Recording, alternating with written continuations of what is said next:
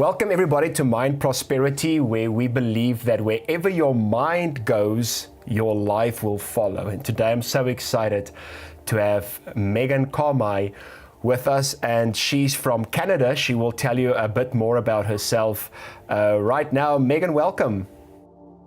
Thank you. I'm so happy to be here. Yeah, I'm so excited.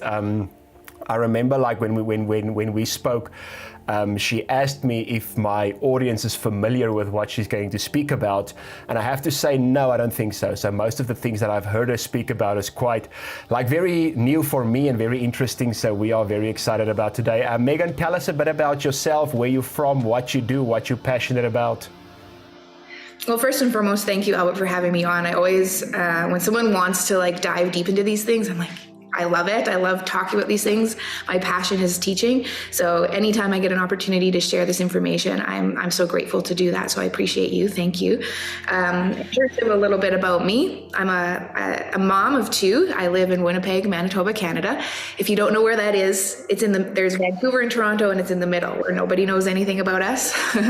And I've been teaching and coaching in this field for the past 5-ish years. And then I've been in sales and affiliate marketing and all of that kind of fun stuff for much longer than that.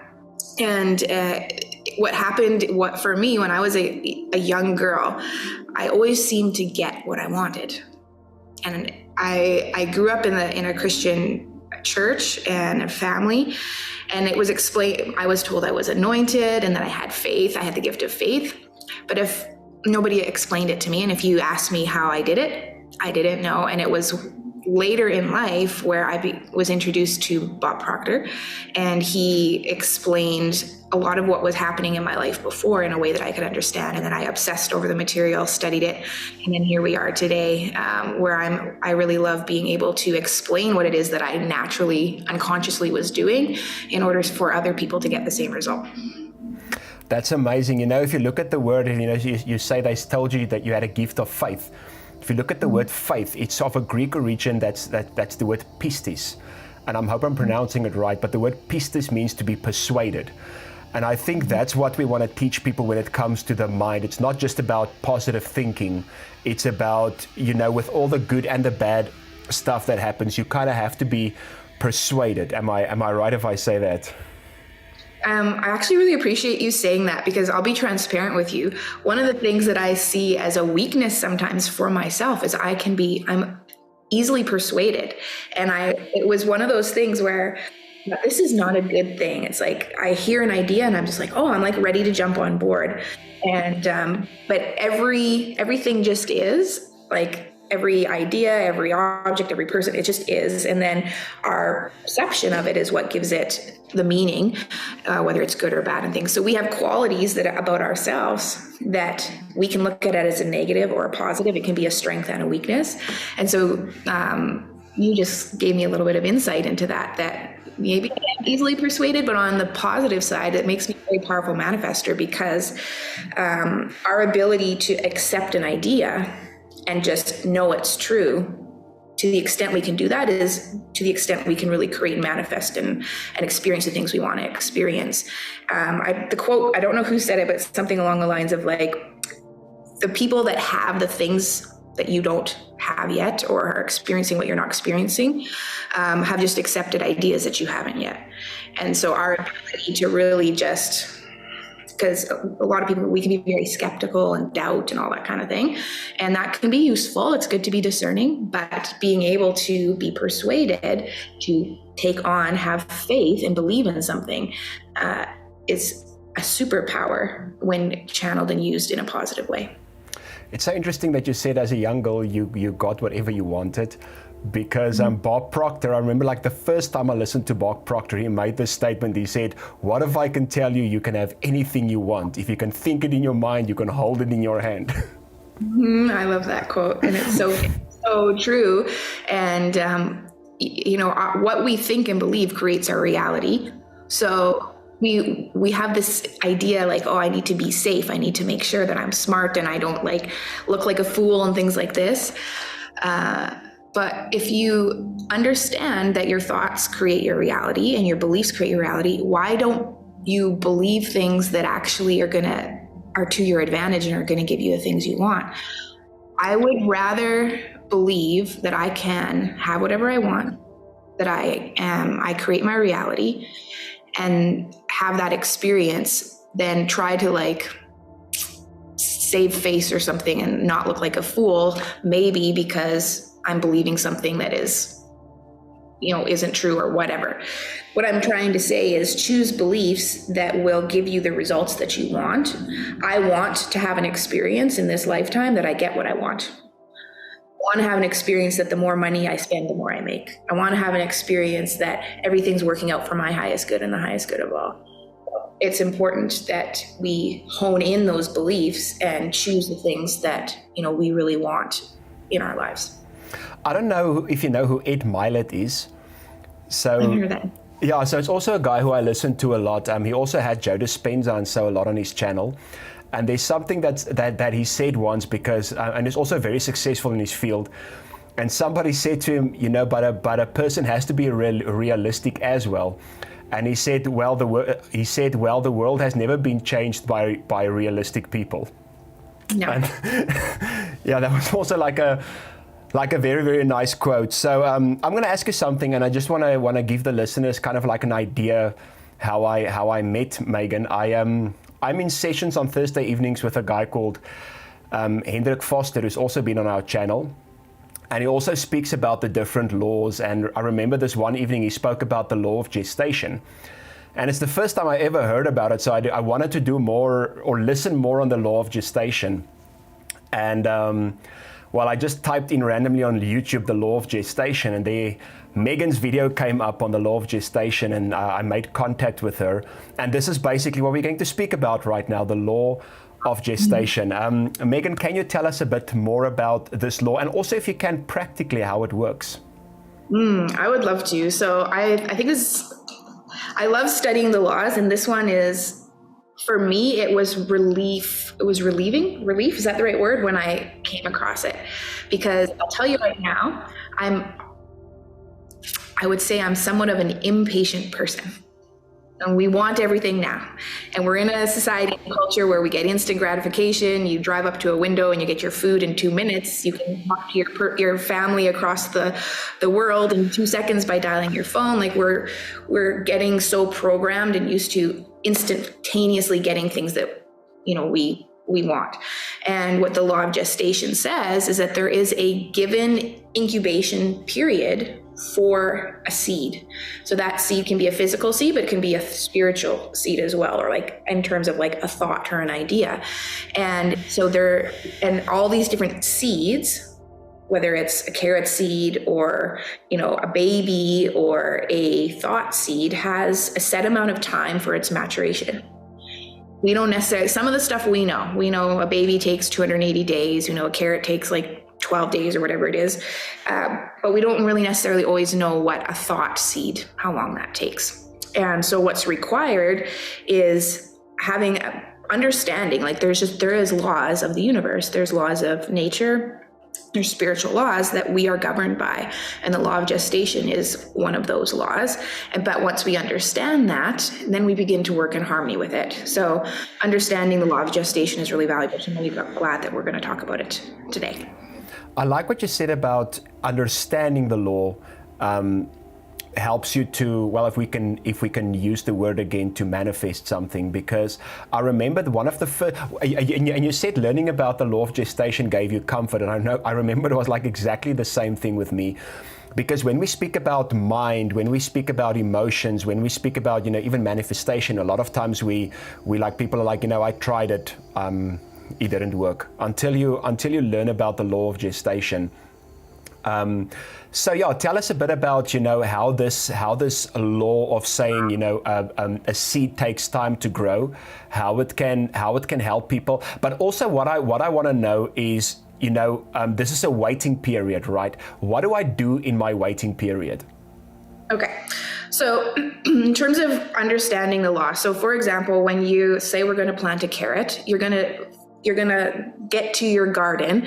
And this is another thing to take in. We can talk a little bit later too. What's the condition of the soil that you're planting the seed in? But first and foremost, just the basics here is that you take the seed and you plant it in the soil. And then what is happening is that seed is the frequency, it's vibrationally aligned with a carrot. And we'll dive into vibration and stuff later, but everything is energy. If you zoom into everything, it's like all these atoms and electrons and everything that's made up of energy, and all that is vibrating on different frequencies. And what we tune into, therefore, is what we attract. So when we plant that seed, what's happening now is it is attracting everything on the frequency for that to manifest into a carrot. There is a time period that has to happen. The seed isn't, we don't get the carrot it's the instant we plant the seed. There is a time of the bringing in the nutrients in the soil, attracting all the things in the water and everything for the expansion of that seed into the manifestation of the carrot. What happens though in that process, what a lot of people are doing and why they think manifestation doesn't work, is they plant the seed and then 2 hours later they're going and like, where's my carrot? And then they might even like dig up the seed and like look for it, and like there's an impatience there. There's a lack of faith that they're going to that the carrot is going to grow. But the natural operation of the universe, of nature, is that it will just on its own miraculous, however it all works, is that little seed is going to expand into a carrot.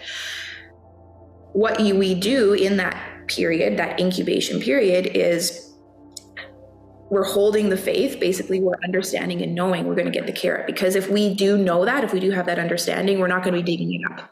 We're not going to be getting upset that it's not coming. As soon as the seed is planted, it's a done deal. Now it's a process of natural occurrence for that carrot to come and grow out of the ground. Some of the things that we can do, the actions that we take in alignment with that knowingness that the carrot will grow, is we water the soil. And there might be some little weeds that sprout up around and we can pull those out. But we don't interfere with the natural process of nature, of how things work. And it's the same when we have the thought seed, okay, I'm going to be a millionaire. Or there's an incubation period for that to manifest. And we can get frustrated because we think we should be having it right away. And then we are asking, and then doubt's coming in. So things like doubt and fear and stress and impatience, that's equivalent to us digging in the soil and poking and prodding at that seed. Or abandoning that seed and being like, well, that's not working. It's only 2 days in and there's no carrot. That's not working. I'm going to go plant a corn seed or something. I'm going to go do something different. And people are, not allowing the time for that to happen because of that impatience, doubt, and fear. Because I would say it's just a lack of awareness to knowing how all this stuff works. If you have the thought, the idea, you plant it in a fertile mind and you incubate it. And the incubation, Neville Goddard calls it occupancy. He's if you haven't listened to his stuff, I highly encourage to do that. He has a video on YouTube called Feeling is the Secret. And he talks about that when we have the idea of what it is that we want, we live in the wish fulfilled. So we live as in the energy and the frequency and the vibration of it being here now, of us experiencing it now. So if you're making $2,000 a month right now and your goal is to be making $100,000 a month, or your vision is to be a millionaire, what does that feel like? We use feeling. Feeling is the word we've invented to describe the conscious awareness of the vibration that we're in. So we use our emotions and our feelings to get into that frequency and the vibration of the thing that we desire, the goal that we have. So we incubate the idea, we water the idea by feeling as if it's already done, right? In that knowingness, in that faith, we're occupying it, and we stay in that frequency. We know that it's happening. It's a done deal. The doubt doesn't come in, the fear doesn't come in, none of that kind of stuff. And then patience is required. And then we will see without fail that our idea or thought will manifest, or something even better, in its divine timing. And that's the part that we just don't know. We don't necessarily know how long it's going to take, but we got to be okay with that. And it is going to manifest for you for the highest good of you and of all. And just know that, and then water it. Feel good about it. live in the expectancy of its manifestation, and let the universe do its work. So I wanna ask you something about this, because this is something I normally do when I pray for something. Is I don't ask for it. I'm thankful for it. So a lot of times when I pray, I'm like, Lord, I thank you, and it's kind of like practicing gratefulness for it. Is that part of like, kind of like watering the seed, this whole idea of being thankful and grateful for it, instead of like keep on asking and trying for it? Yes. And that is operating even with the law of assumption. So that is that it is assumed and known that it is already done. So a great way to explain this is like, if say you go to the dealership, you go and you look at some, I don't know, Mercedes, and you order your car, you buy your car, you sign the papers and everything. So it's done, but it's going to take a few days for them to do whatever they do and then deliver the car to you. So you go home, you know it's done. The car is not in your driveway, but you're thankful for it. You're excited. You're telling your family, I got the cars, everything. It's done. You're living you're cleaning out the garage and making space for it. You're not seeing the car physically with your eyes in your driveway, but you've claimed it. It's yours. And this is what most people are doing is like, it's a done deal, but then they go home and they don't see it in their driveway. And then they're like, it's not coming. Oh, please, I hope I get my car, and all this kind of like energy. And this is in growing up in the Christian church as well. This is where prayer, people got a little bit off track. It was like a please, I hope kind of energy. And prayer is, it is the claiming. It's the knowing, it's the ask and ye shall receive. Like it is a done. Knock and the door is open to you. It's done. And having that faith, and even when Jesus would heal people, Jesus himself said, it's your faith that's healed you. They knew that they're in they knew their health, they knew their perfect healing. Their faith was possibly placed in Jesus, but it was really that shift in their own thinking that they were experiencing this healing experience. So yeah, it is what you're doing, where you're coming from a place of gratitude, being thank you so much that this is done, is ultimately, again, because now you're shifting onto that vibrational energy frequency of the wish fulfilled, of that it is, because because the law of attraction is a secondary law, the law of vibration is a primary. The law of vibration states that everything vibrates. We live in an ocean of motion, everything's energy. The law of attraction is that like attracts like. So the universe doesn't communicate with the words that you say. The language of the universe is vibration. So if you say you're struggling with health issues and you are asking to be healed, or you're wanting to be in a healthy state, the law of attraction is going to give you more of what you are. So if you are feeling, I'm sick, I'm not well, my body's hurting, I wish I was healthy, oh, would it be so nice to be healthy? If you were healthy, you wouldn't be wishing for health, because you have it. So you just are in it and you're feeling it as if it's done, and then the law of attraction goes to work, and then you experience more and more of that in your life. Something that's very interesting, and I don't know if you know this, I did study theology for a while, and I'm involved in my church now in the Bible school. So there was a time where I studied like some of the Greek and Hebrew words, and one fascinated me. You probably heard of the word repentance. Mm-hmm. So if you go look at the word repentance, and if you go look at it in the original Greek, it's the word metanoia. The word meta comes from the word metamorphosis, and noia comes from the word nous, which means your mind. So the word repentance literally means change your mind. Mm-hmm. And you see it so many times, and it's this whole thing about if you want it, you have to change your mind, you have to think differently. And I think, this really connects so well. There's another thing I want to ask you, but before I get there, if people want to know more about you, if they want to watch some more of your material, where can they hear more and find out more?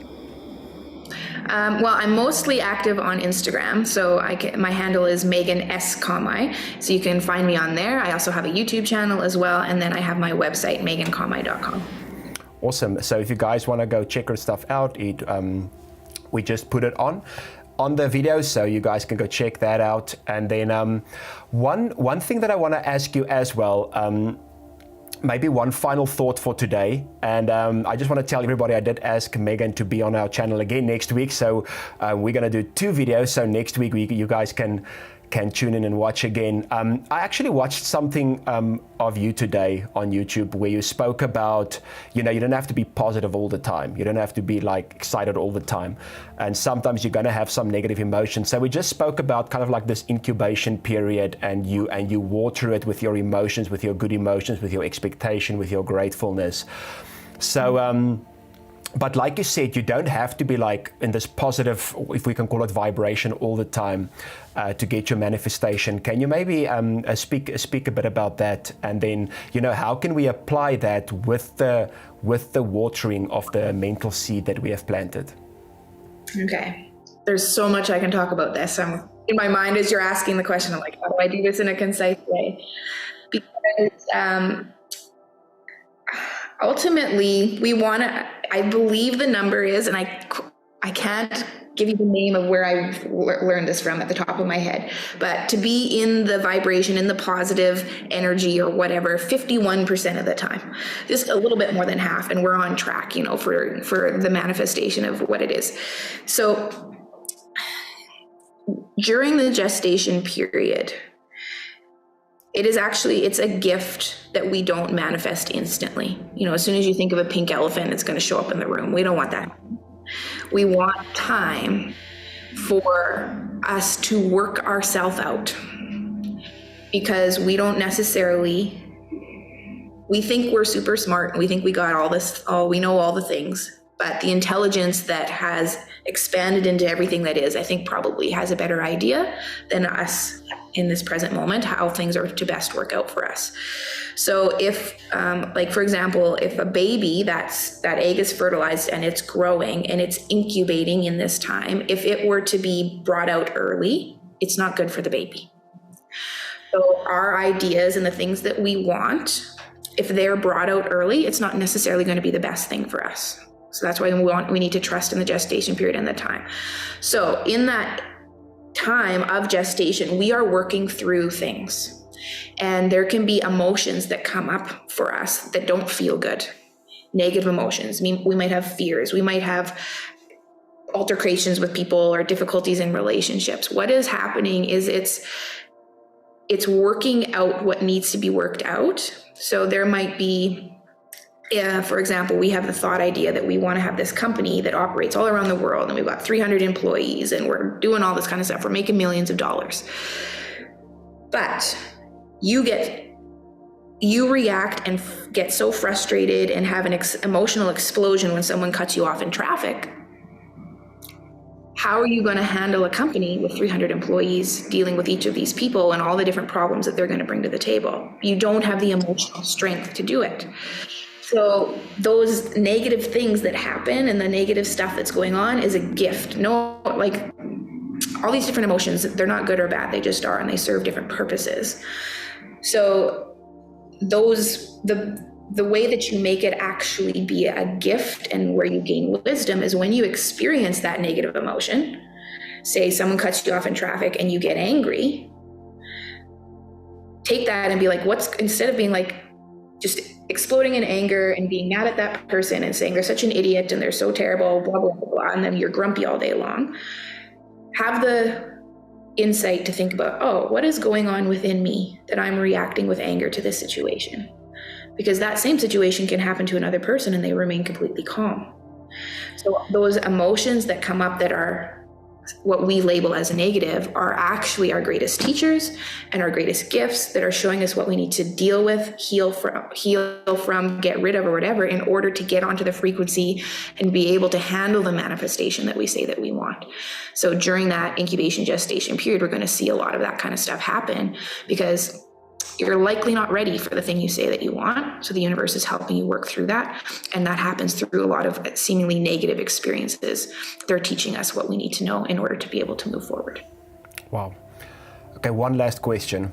And I think this is more something I want your opinion on. Do you believe that the bigger the seed or the bigger the thing you want, the longer the gestation period is, or not necessarily? I would say generally yes, but not necessarily. It depends on the individual. And because some people's capacity, like I said, to accept an idea, to shift onto a frequency, Abraham Hicks says, if you could instantly shift your vibration, you can manifest instantly. It's usually, though, it's the individual it takes them time to get onto the frequency of what they want. And this is something that, we're going to talk about, I think, on the next thing. But if your goal or your dream is, let's call it big, and this is all relative, right? Like, what's a big goal and what's a small one? But let's say it's a big goal. And it is for you to be able to hold space for that goal that you have, it's going to probably take more time for you to become that person than if the goal was smaller. So I would say in general, it will likely look that way, that like, say, for example, I think the gestation period for a mouse is around like 16 days. The gestation period for a human is around 280 days. And the gestation period for an elephant is around 600 and something days. So we see it in nature that there is that difference. So it would seem likely that that's like that in terms of our dreams and our goals. That was so amazing. I love that last part. It was so good. Megan Kamei, thank you so much for being here. We're really looking forward to next week as well. We are very excited, and we do believe that many people have learned something. And I do want to say, if it seems like you are waiting long, maybe your manifestation is just going to be a bit bigger than what you thought. Megan, thank you so much. It was so great to have you here. And thank you for everybody that was watching. And we are both excited to see you guys again next week. From Mind Prosperity, we love you, and we'll see you soon again. Goodbye.